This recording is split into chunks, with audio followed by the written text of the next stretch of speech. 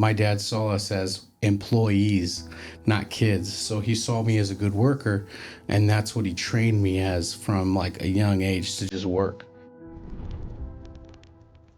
When do you think that it all first started in the breakdown of your marriage? I had a lot of addiction, and I battled a lot of different things like alcohol and drugs and everything that came back. And I was doing my recovery classes. I stayed away from drinking and smoking and drugs, and never felt like it was enough for her. There had been so many more mistakes that I had created and tension that I had done before all this. How did that affect the kids? The kids always saw us fighting, just broke them down because they were so used to us arguing all the time. My sobriety now is what defines who I'm gonna be. I'm like, that's not the character I want to leave behind for my kids. Being an addict and a recovery, it only tears us down from the inside. And that's why the biggest part of it defining who I am is because it's giving me character now and strength that I've never had before. You know, a lot of my alcohol, a lot of what I went through is because of the physical abuse, mental abuse.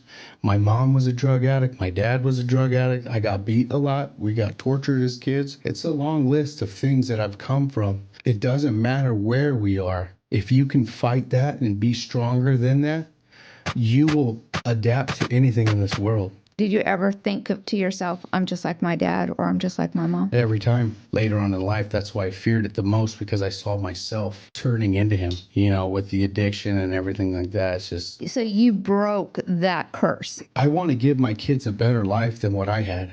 If I'm just like my dad, they're going to have a bad time like me. You need to find that balance in yourself. The way I found it is through God. I surround myself with good, like-minded people, but I want to be a good, God-like man that walks around and, you know, I have good advice and I want to help people and I want people to grow.